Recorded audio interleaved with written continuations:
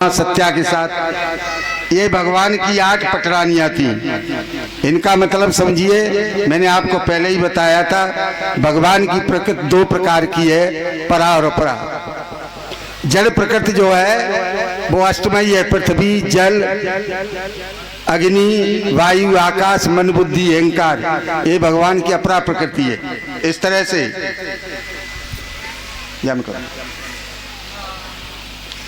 भगवान के 8 विवाह संपन्न हुए। बोलो आनंद कंद भगवान की।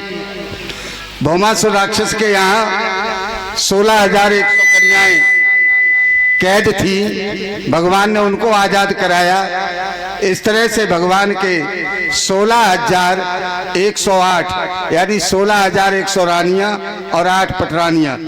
तो इसका मतलब है हमारा शरीर 8 तत्वों से और 16,000 जो हमारे शरीर में नाड़ियां जो हैं वो 16,000 हैं, और इनका एक ही राजा है, आत्मा। ये कृष्ण है, आत्मा राम ही कृष्ण है। इस तरह से इस कथा को समझो। बोलो आनंद कंद भगवान की। अब श्री सुखदेव जी महाराज कहने लगे, राजन परिचित, हरे अनंत, हरि कथा अनंता, भगवान अनंत और भगवान की कथाएं भी अनंत है। कहां तक गाओगे? हम तुम्हें एक ऐसी कथा सुनाते हैं जिसको सुनने के बाद फिर सुनना शेष नहीं रहेगा। लेकिन इस कथा को सुनने से पहले मेरी बहनें ये सुन ले, जो गद्दा बिछे हैं ना ये लंबे लंबे, एक गद्दा की जगह छोड़ दो, इधर उधर हो जाइए। ये काफी जगह इधर पड़ी है, खाली कर दो वो जगह जो गद्दा वाली जगह है। बड़ी पानी है,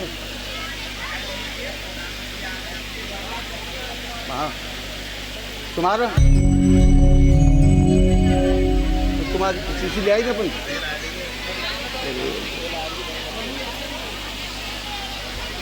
जल्दी जल्दी ये गद्दा बैंक यहाँ तक कर दीजिए। आप पीली साड़ी वाली लाली यहाँ से हट जाइए, सामने यही इधर हो जाओ, बहुत जगह पड़ी है।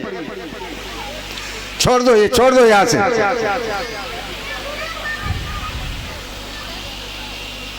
पानी तुम पे है, ज्यादा ठंडो तो है। अरे अभी इतनी जल्दी गर्म थोड़ी हो गया वो। आप लोग हट जाइए बेटा, सामने से ऐसा हट जाइए। बस बैठे रहने दो, कोई बात, बैठे रहो।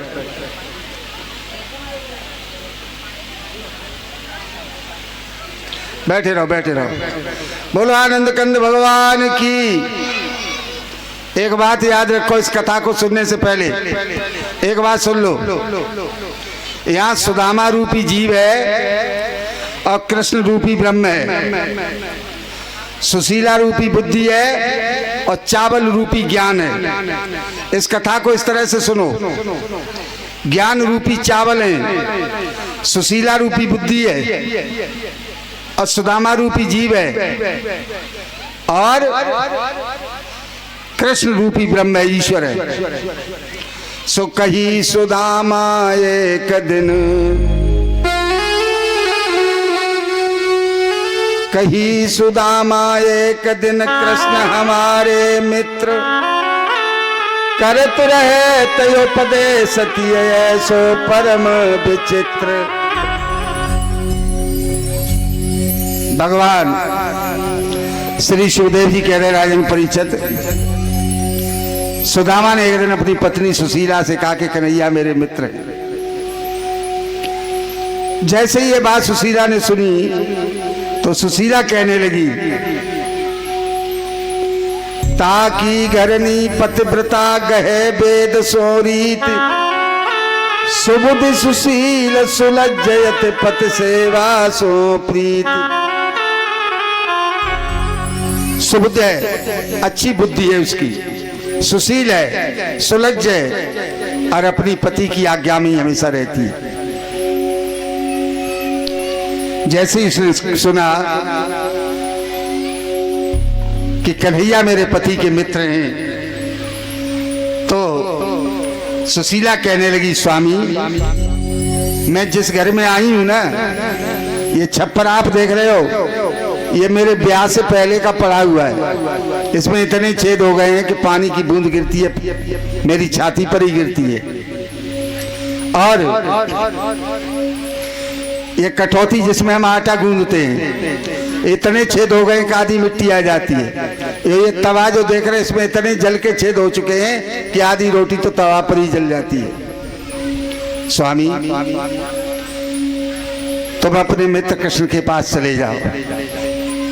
अरे सुदामा कहने लगे, अरे पगली, औरों को धन चाहिए बाबर, बामन को धन केवल भिक्षा। अरे पगली, धन तो दूसरों को चाहिए, ब्राह्मण को तो भिक्षा दान चाहिए। बंधुओं, जीव की बुद्धि प्रेरित करती है कि तू ईश्वर की शरण में जा, लेकिन माया उसे घसीटती रहती है। अब जब सुशीला ने ज्यादा हट किया तो कन्हैया कहने लगे, चल मैं चला तो जाऊंगा, पर एक बात बता। क्या?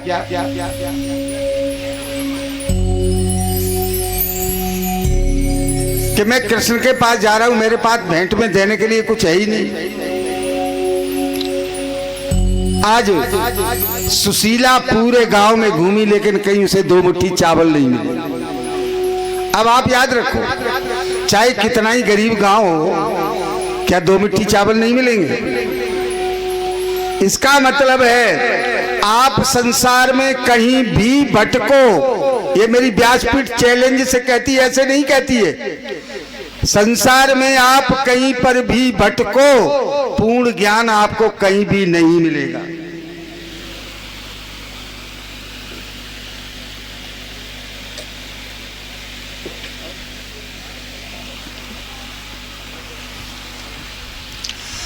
पूर्ण ज्ञान आपको कहीं भी नहीं मिलेगा। क्यों? कि संसार में केवल एक ही सत्ता पूर्ण है, जिसे हम ईश्वर कहते हैं। हे लाला, क्या बात है? यहां से हट जाओ, इधर बैठो आके, इधर बैठो आके। यार, हम आलू रोटी खा के कथा कहते हैं, घी पी के ना कहते। इतना दिमाग कहाँ है लला? बोलो आनंद कंद भगवान की।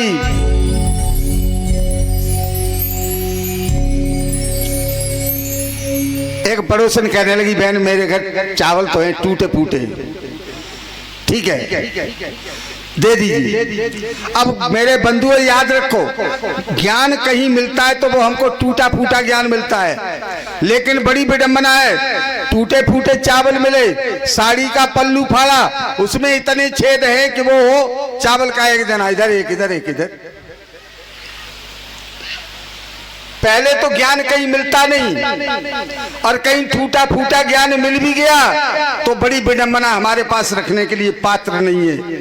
क्यों? सिंगनी का दूध सोने के पात्र में रुकता है। बंधुओं, पहले तो सिंगनी का दूध मिलता नहीं, और मिल भी जाए तो सोने का पात्र नहीं। बस यही व्यवस्था ज्ञान की है। पहले तो ज्ञान मिलता नहीं, और कहीं टूटा फूटा ज्ञान मिलता है तो रखने के लिए पात्र नहीं है।